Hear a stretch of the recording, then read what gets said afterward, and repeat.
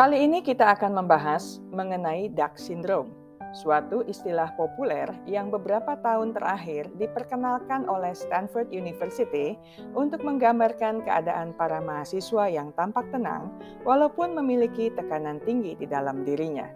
Istilah ini sendiri mengacu pada kondisi di mana seseorang dari luar terlihat tenang dan baik-baik saja, meskipun banyak tekanan, kesulitan, serta masalah yang dihadapinya.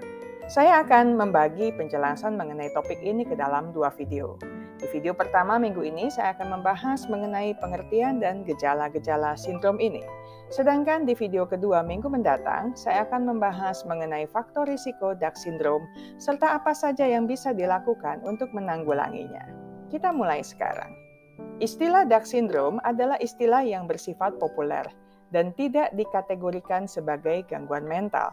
Tidak ada kriteria diagnostik formal untuk kondisi ini. Meskipun bukan termasuk gangguan mental, Dark Syndrome biasanya dikaitkan dengan kondisi stres, cemas, atau depresi. Dengan kata lain, gejala-gejala Dark Syndrome juga berkaitan dengan gejala gangguan mental lainnya. Mengapa dianalogikan dengan bebek? Demikian mungkin pertanyaan kita. Kalau kita perhatikan baik-baik, seekor bebek atau angsa yang sedang berenang, seolah-olah dia terlihat sangat tenang, mengapung saja menikmati pemandangan di sekitarnya. Namun yang tidak kita perhatikan adalah di bawah air, kaki si bebek sibuk mengayuh agar dia bisa tetap berada di atas permukaan air.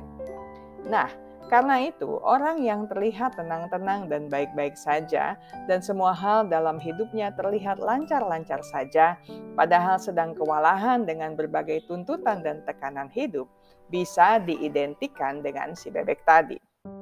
Sindrom ini banyak terjadi di kalangan remaja yang masih bersekolah atau berkuliah dan orang-orang dewasa muda yang baru memulai karirnya di dunia kerja.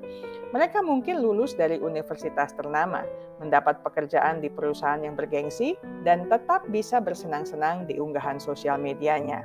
Akan tetapi di balik semua itu, mereka ternyata kewalahan untuk menjalani hidup, hingga mengalami hambatan tertentu termasuk masalah kesehatan mental di tempat kerjanya. Apa saja yang bisa menimbulkan ketegangan atau kepanikan? Di kalangan anak muda misalnya tuntutan untuk lulus dengan cepat, dengan nilai bagus-bagus, bisa segera mendapatkan pekerjaan yang bergaji tinggi, menikmati beragam fasilitas hidup, tetapi juga luas dalam pergaulan, menikah dengan orang yang mapan, dan bisa hidup berbahagia selamanya. Para penderita Dark Syndrome masih bisa terlihat produktif dan tetap bisa mengikuti jadwal kegiatan bersama. Akan tetapi mereka sebenarnya sedang mengalami banyak masalah, tekanan, atau tuntutan hidup sehingga merasa khawatir, panik, cemas, tegang, atau depresi. Mereka juga mungkin susah fokus, menjadi pelupa, sering merasa gugup dan sulit menenangkan diri. Secara fisik bisa saja mereka merasakan otot-otot tubuh mereka tegang atau tubuh mereka terasa lemas serta tidak berenergi, sehingga kemungkinan mereka pun menunda-nunda penyelesaian tugas mereka. Orang lain mungkin bisa mengalami masalah tidur atau masalah selera dan porsi makan. Mereka sering membandingkan diri dengan orang lain, tetapi merasa orang lain lebih baik. Karenanya mereka seolah-olah pasti gagal dalam memenuhi tuntutan hidup.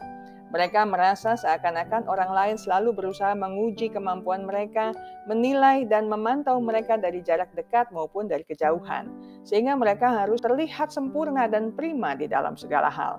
Mereka cenderung takut atau khawatir dengan apa yang akan dipikirkan atau dikatakan orang lain, jika orang-orang itu mengetahui bahwa hidup mereka tidak sebagaimana yang dicitrakan. Mereka mungkin merasa bahwa tidak ada yang bisa memahami apa yang sedang mereka alami. Di sisi lain, mereka pun menetapkan standar dan tanggung jawab yang tinggi untuk diri sendiri. Saya selesai, sampai di sini dulu.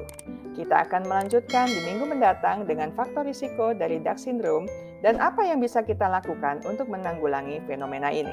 Ingat baik-baik, kesehatan mental Anda sangat berharga. Jagalah, pertahankanlah dengan sekuat tenaga.